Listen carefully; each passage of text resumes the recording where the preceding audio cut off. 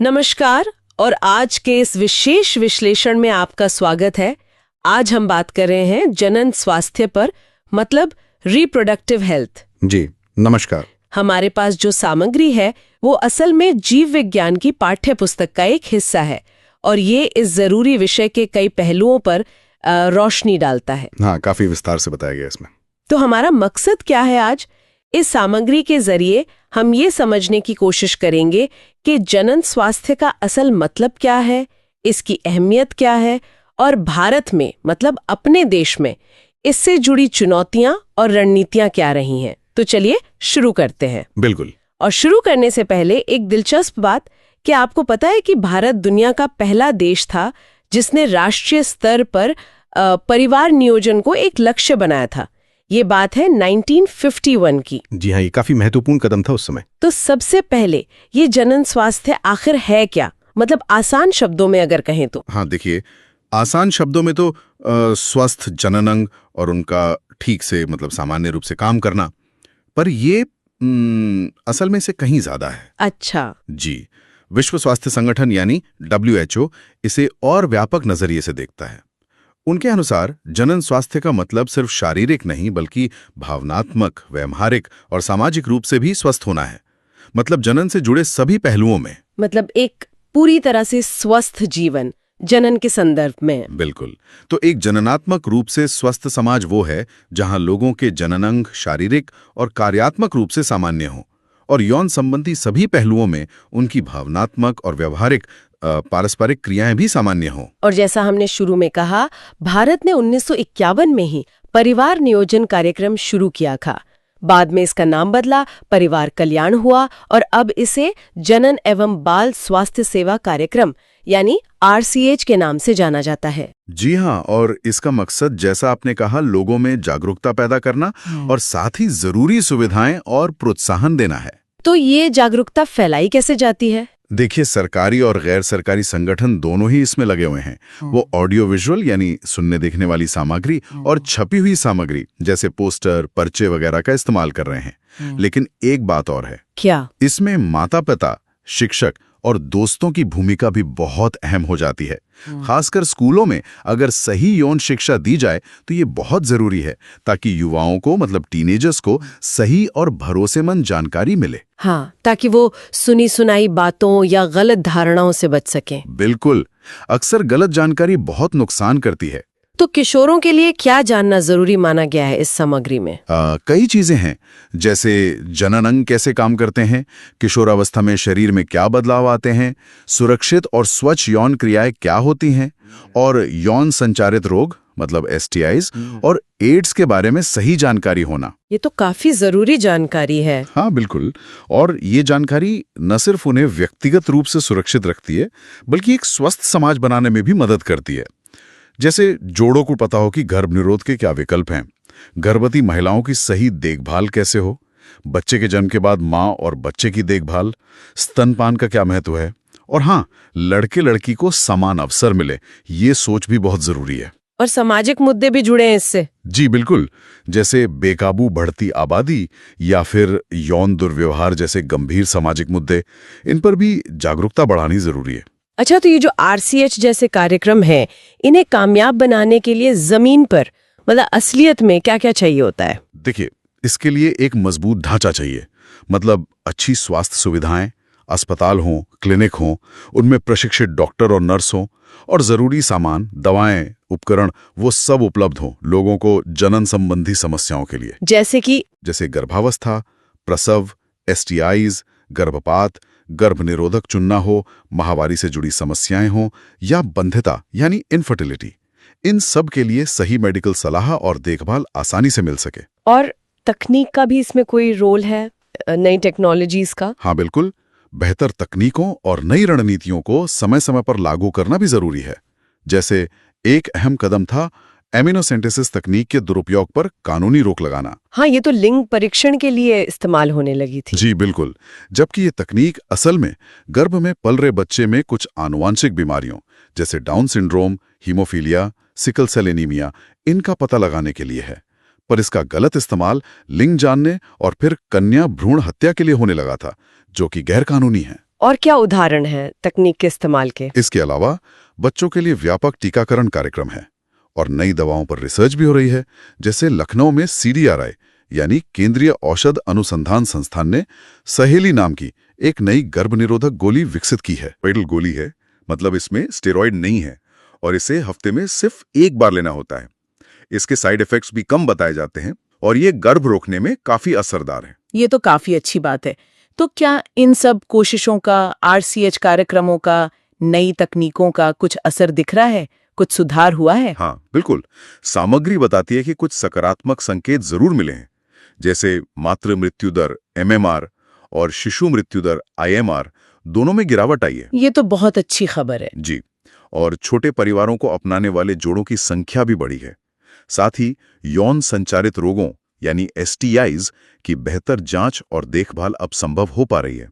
तो ये सब एक तरह से कह सकते हैं कि बेहतर जनन स्वास्थ्य की ओर इशारा करते हैं। चलिए अब एक और बड़े मुद्दे पर आते हैं जो इससे जुड़ा है, जनसंख्या वृद्धि। ये तो हम सब जानते हैं कि पिछली सदी में जीवन स्तर सुधरा, स्वास्थ्य सुविधाएं बेहतर हुई। हाँ, और उसका एक नतीजा ये भी हुआ कि जनसंख्या में विस्फोटक वृद्धि हुई। अगर आंकड़ों को देखें तो 1900 में दुनिया की आबादी लगभग 2 अरब थी। सिर्फ 2 अरब? हाँ, और 2000 तक ये 6 अरब हो गई और 2011 में 7.5 अरब। बाप रे, बहुत तेजी से बढ़ी। और यही ट्रेंड भारत में भी देखा गया। आजादी के समय हमारी जनसंख्या करीब 35 करोड़ थी। हाँ, 35 करोड़, जो 2000 में 1 अरब को पार कर गई और मई 2011 में 1.2 अरब हो गई। आज की तारीख में तो और भी ज्यादा है, मतलब दुनिया का हर छठा आदमी भारतीय है। हर छठा आदमी?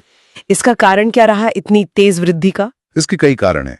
मुख्य रूप से मृत्यु दर में तेजी से गिरावट आई, खासकर मातृ मृत्यु दर MMR और शिशु मृत्यु दर IMR में।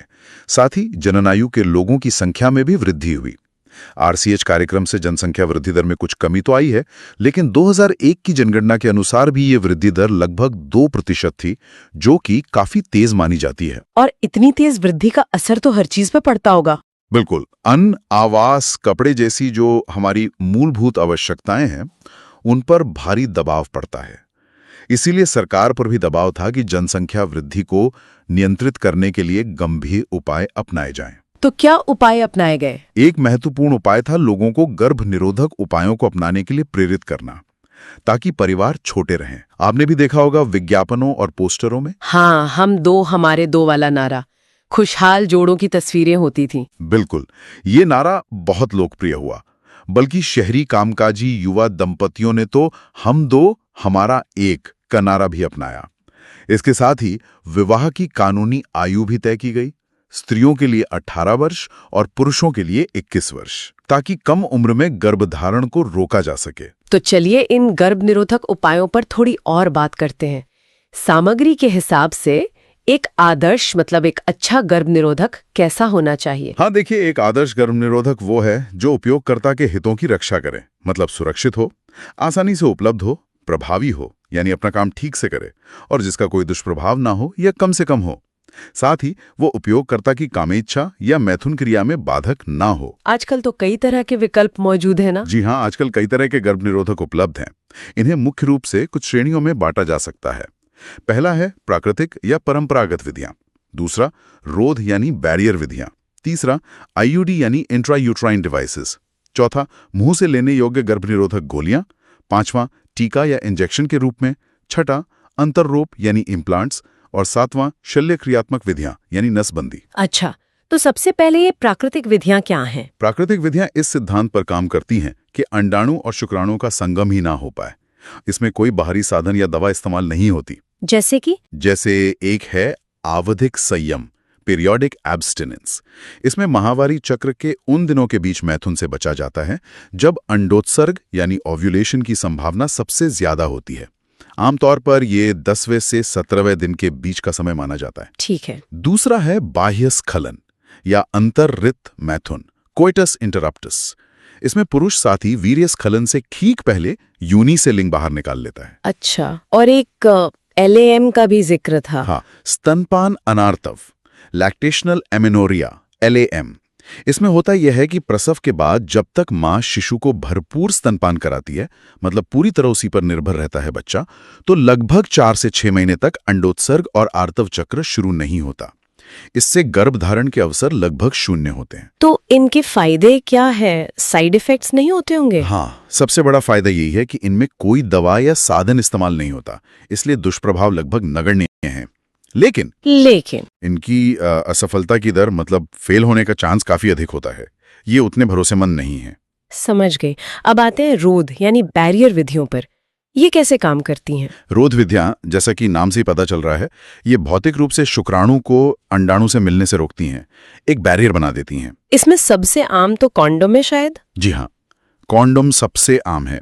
ये पतली रबर या लेटेक्स से बने होते हैं। पुरुष के लिंग को ढकने के लिए या स्त्री की योनि गर्भाशय ग्रीवा को ढकने के लिए भी आते हैं।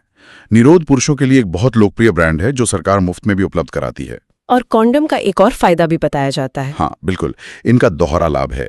ये गर्भधारण रोकने के साथ साथ यौन संचारित रोगों, STIs और एड्स से भी बचाव करते हैं। ये डिस्पोजेबल होते हैं, इस्तेमाल के बाद फेंक दिए जाते हैं और इनसे उपयोगकर्ता की गोपनीयता भी बनी रहती है। कॉन्डोम के अलावा और कौन सी बैरियर विधियां हैं? महिलाओं के लिए कुछ और विकल्प भी हैं, जैसे डायाफ्राम, गर्भाशय ग्रीवा टोपी, सर्वाइकल कैप और वॉल्ट्स। ये भी रबर से बने होते हैं और इन्हें योनि में गर्भाशय ग्रीवा को ढकने के लिए यौन संबंध से पहले लगाया जाता है। इन्हें धोकर दोबारा इस्तेमाल किया जा सकता है। क्या ये कॉन्डोम जितने ही प्रभावी हैं? इनकी प्रभावशीलता बढ़ाने के लिए अक्सर इनके साथ शुक्राणुनाशक, क्रीम, जेली या फोम का इस्तेमाल करने की सलाह दी जाती है। अच्छा, अगली श्रेणी है IUDs, इंट्रायूटेरिन डिवाइसेस। ये क्या होते हैं? ये छोटे उपकरण होते हैं जिन्हें डॉक्टर या अनुभवी नर्स द्वारा योनि मार्ग से गर्भाशय में लगाया जाता है। ये किस तरह के होते हैं? ये कई प्रकार के होते हैं। कुछ औषधि रहित होते हैं जैसे लिप्स लूप, कुछ तांबा मोचक होते हैं, मतलब कॉपर रिलीज करते हैं, जैसे कॉपर टी, कॉपर 7, मल्टीलोड 375, और कुछ हार्मोन मोचक होते हैं जैसे प्रोजेस्टासर्ट, LNG-20। और ये काम कैसे करते हैं? अलग अलग तरह के हैं तो काम भी अलग करते होंगे। हाँ, जो कॉपर वाले आयोडी हैं वो गर्भाशय में कॉपर आयन छोड़ते हैं जो शुक्राणुओं की भक्षण क्रिया बढ़ाते हैं, मतलब उन्हें नष्ट करने में मदद करते हैं। साथ ही उनकी गतिशीलता और निषेचन क्षमता भी कम करते हैं। और हार्मोन वाले?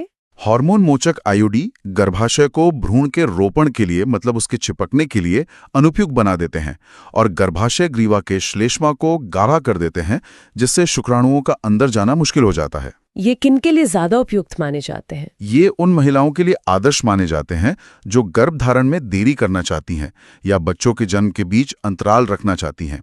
भारत में ये काफी व्यापक रूप से इस्तेमाल होने वाली विधि है। ठीक है, अब आते हैं मुंह से लेने वाली गर्भ निरोधक गोलियों पर, जिन्हें आमतौर पर पिल्स कहते हैं। जी, ये भी बहुत लोकप्रिय तरीका है। इनमें आमतौर पर हार्मोन्स होते हैं, या तो सिर्फ प्रोजेस्ट्रोजन या फिर प्रोजेस्ट्रोजन और एस्ट्रोजन का संयोजन। इन्हें लेना कैसे होता है? इन्हें आमतौर पर 21 दिनों तक रोजाना एक गोली लेनी होती है। इसे महामारी शुरू होने के पहले 5 दिनों के अंदर, ज्यादातर पहले दिन से शुरू किया जाता है। 21 दिन गोली लेने के बाद 7 दिन का अंतराल रखा जाता है जिसमें माहवारी आती है। फिर अगला पैक शुरू किया जाता है। और ये गोलियां काम कैसे करती हैं? ये मुख्य रूप से अंडोत्सर्ग यानी अंडाणु बनने की प्रक्रिया और रोपण यानी भ्रूण के गर्भाशय में चिपकने को रोकती हैं। ये गर्भाशय ग्रीवा के श्लेष्मा की गुणवत्ता भी बदल देती हैं, जिससे शुक्राणुओं का प्रवेश रुक जाता है या मुश्किल हो जाता है। ये कितनी प्रभावी होती हैं? ये बहुत प्रभावी मानी जाती हैं अगर इन्हें नियमित रूप से और सही तरीके से लिया जाए। इनके दुष्प्रभाव भी आमतौर पर कम होते हैं, इसलिए महिलाओं द्वारा ये खूब स्वीकार्य हैं। और हाँ, यहाँ फिर से सहेली गोली का जिक्र करना चाहिए। हाँ, जो हफ्ते में एक बार लेनी होती है। जी, वो नॉन स्टेरॉइडल है, हफ्ते में एक बार ली जाती है, भारत में ही विकसित हुई है, दुष्प्रभाव कम हैं और गर्भ निरोधक क्षमता अच्छी है। गोलियों के अलावा और क्या तरीके हैं जिनमें हार्मोन इस्तेमाल होते हैं? हाँ, टीके यानी इंजेक्शंस और त्वचा के नीचे लगाए जाने वाले अंतरोरपण यानी इम्प्लांट्स भी उपलब्ध हैं। इनमें भी या तो सिर्फ प्रोजेस्ट्रोजन होता है या एस्ट्रोजन के साथ संयोजन में। ये गोलियों से कैसे अलग है? इनका काम करने का तरीका गोलियों जैसा ही है, लेकिन इनका असर लंबे समय तक रहता है। इंजेक्शन कुछ महीनों तक काम कर सकता है और इम्प्लांट्स तो कई सालों तक प्रभावी रह सकता है। इन्हें बार बार रोज गोली लेने की जरूरत नहीं पड़ती। एक और चीज होती है आपातकालीन गर्भ निरोधक, वो क्या है? हाँ, इमरजेंसी कॉन्ट्रासेप्टिव्स। इनका उपयोग असुरक्षित यौन संबंध के 72 घंटे के भीतर किया जाता है। ये या तो प्रोजेस्टेजन या प्रोजेस्टेजन एस्ट्रोजन संयोजन की गोलियां होती हैं या फिर आईयूडी भी इस्तेमाल की जा सकती है। ये कब इस्तेमाल की जाती हैं? ये आपातकालीन स्थितियों के लिए हैं, जैसे बलात्कार या कॉन्डोम फटने जैसी गर्भनिरोधक विफलता की स्थिति में संभावित सगर्भता से बचने के लिए। ये नियमित गर्भनिरोध का तरीका नहीं है। समझ गई। और आखिर में है शल्य क्रिया विधियां, यानी ऑपरेशन वाले तरीके। नसबंदी।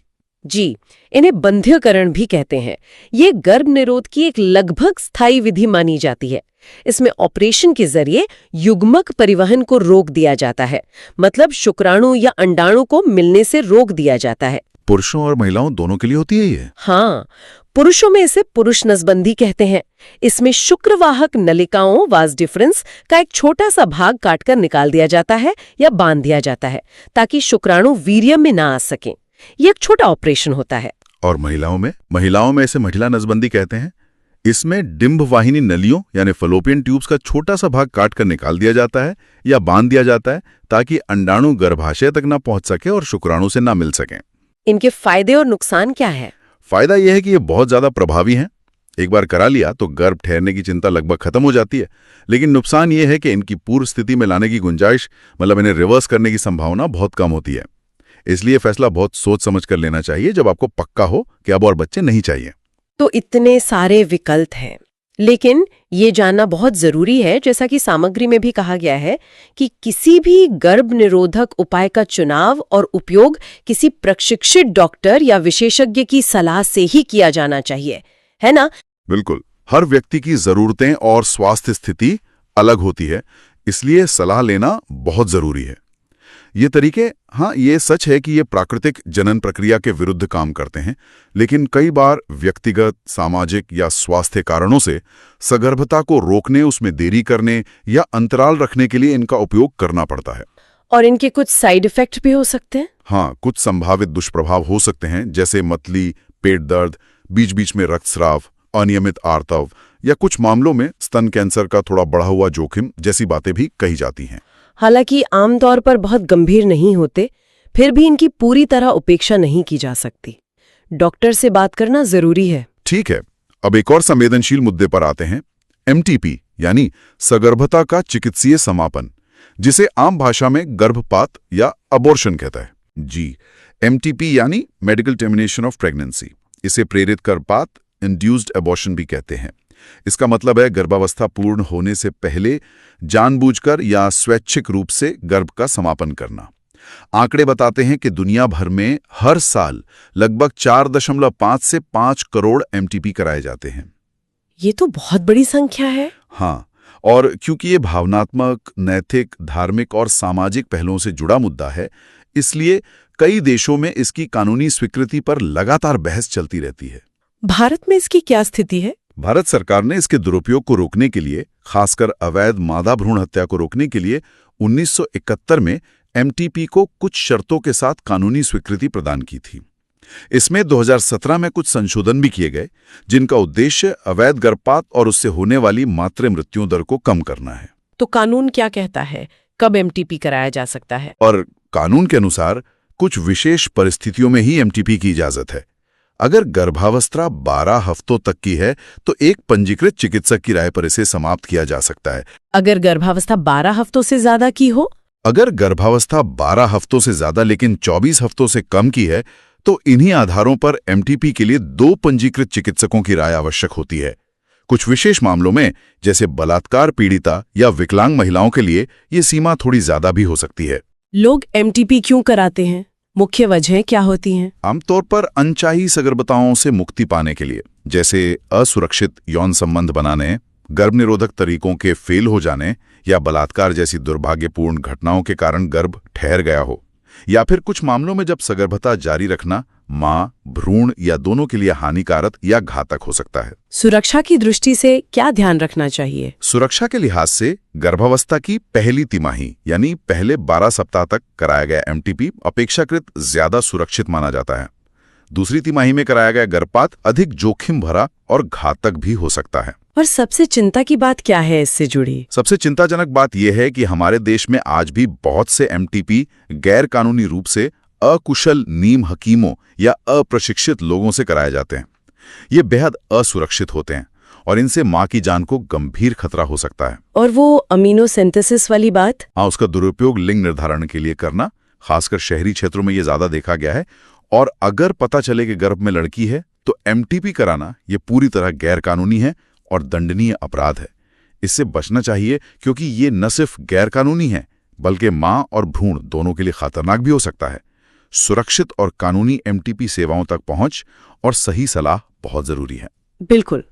अगला अहम विषय है यौन संचारित संक्रमण यानी STIs, सेक्सुअली ट्रांसमिटेड इन्फेक्शंस। जी, कोई भी रोग या संक्रमण जो मुख्य रूप से मैथुन यानी यौन संपर्क द्वारा संचारित होता है उसे सामूहिक रूप से STI कहा जाता है।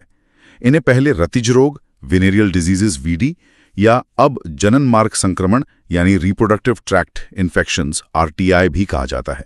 कौन कौन से संक्रमण इसमें आते हैं? कुछ आम उदाहरण? सामग्री में कई आम STIs का जिक्र है, जैसे सुजाक, गोनोरिया, सिफिलिस, हर्पीज या जननिक परिसर्प, क्लमिडियाता, ट्राइकोमोनस्ता, जननिक मस्से, यकृतशोथ B, और जाहिर है सबसे घातक और चर्चित HIV, जिससे एड होता है। हेपेटाइटिस B और HIV के बारे में ये भी कहा जाता है कि ये सिर्फ यौन संपर्क से नहीं फैलते हैं। हाँ, ये जानना बहुत जरूरी है। हेपेटाइटिस B और HIV का संक्रमण संक्रमित सुइयों के साझा इस्तेमाल से, जैसे ड्रग्स लेने वालों में, संक्रमित शल्य क्रिया के औजारों से, संदूषित रक्ताधान यानी इन्फेक्टेड ब्लड ट्रांसफ्यूजन से, या फिर संक्रमित मां से उसके गर्भस्थ शिशु में भी हो सकता है। क्या इन STIs का इलाज संभव है? अच्छी बात यह है कि हेपेटाइटिस B, जननिक परिसर्प यानी हर्पीज और HIV संक्रमण को छोड़कर बाकी ज्यादातर यौन रोग पूरी तरह से उपचार योग्य हैं, मतलब ठीक हो सकते हैं। लेकिन शर्त यह है कि इन्हें शुरुआती अवस्था में ही पहचाना जाए और पूरा इलाज कराया जाए। तो शुरुआती लक्षण क्या होते हैं, कैसे पहचाना जाए? दिक्कत यही है कि शुरुआती लक्षण अक्सर बहुत हल्के होते हैं जिन पर लोग ध्यान नहीं देते, जैसे जननिक क्षेत्र में खुजली होना, कुछ तरल स्राव डिस्चार्ज होना, हल्का दर्द या सूजन होना। कई बार खासकर संक्रमित स्त्रियों में कोई लक्षण दिखाई ही नहीं देते, वो लक्षणहीन एसिम्प्टोमेटिक हो सकती हैं। इससे लंबे समय तक संक्रमण का पता ही नहीं चल पाता और वो अनजाने में अपने साथी को भी संक्रमित कर सकती हैं। और सामाजिक शर्मिंदगी का डर भी होता होगा? बिल्कुल, लोग डॉक्टर के पास जाने से हिचकिचाते हैं, उन्हें लगता है कि लोग क्या कहेंगे। इस वजह से भी इलाज में देरी होती है। और अगर समय पर इलाज न कराया जाए तो इसके क्या परिणाम हो सकते हैं? अगर STIs का समय पर और पूरा इलाज न हो तो इसके गंभीर परिणाम हो सकते हैं, जैसे श्रोणी शोथज रोग, जिसे पेल्विक इन्फ्लेमेटरी डिजीजेज PID कहते हैं, जिसमें पेट के निचले हिस्से में संक्रमण और सूजन हो जाती है। इसके अलावा गर्भपात, मृत शिशु जन्म, अस्थानिक सगर्भता, एक्टोपिक प्रेगनेंसी, जिसमें भ्रूण गर्भाशय के बाहर जैसे फैलोपियन ट्यूब में बढ़ने लगता है, जो बहुत खतरनाक हो सकता है, बंध्यता यानी इनफर्टिलिटी, यहाँ तक कि जनन मार्ग का कैंसर भी हो सकता है। STIs वाकई स्वस्थ समाज के लिए एक बड़ा खतरा है। तो RCH कार्यक्रम में इस पर ध्यान दिया जा रहा है? जी हाँ, RCH कार्यक्रम के तहत इनकी प्रारंभिक पहचान और उपचार को प्रमुखता दी गई है। किस आयु वर्ग में ये ज्यादा पाए जाते हैं? आंकड़े बताते हैं कि 15 से 24 वर्ष के आयु वर्ग में इनकी घटनाएं बहुत अधिक दर्ज की गई हैं। ये वो आयु वर्ग है जिसमें युवा यौन रूप से सक्रिय होते हैं। तो बचाव के लिए क्या करना चाहिए? कुछ सरल उपाय? हाँ, बचाव के कुछ सरल सिद्धांत हैं। पहला, किसी अनजान व्यक्ति या बहुत से व्यक्तियों के साथ यौन संबंध न रखें। दूसरा, मैथुन के समय सदैव कॉन्डम का इस्तेमाल करें, ये दोहरा बचाव देता है। तीसरा, यदि कोई आशंका हो, जरा भी शक हो, तो तुरंत किसी योग्य डॉक्टर से मिलें, शर्माएं या हिचकिचाएं नहीं। और अगर रोग का पता चलता है तो पूरा इलाज कराएं, बीच में ना छोड़ें। ये जागरूकता फैलानी बहुत जरूरी है, खासकर युवाओं में। बिल्कुल।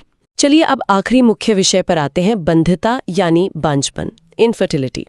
इसका क्या मतलब है? बंध्यता का मतलब है असुरक्षित सहवास के बावजूद, मतलब बिना किसी गर्भ निरोधकता इस्तेमाल किए, नियमित यौन संबंध रखने के बाद भी बच्चे पैदा कर पाने में असमर्थता।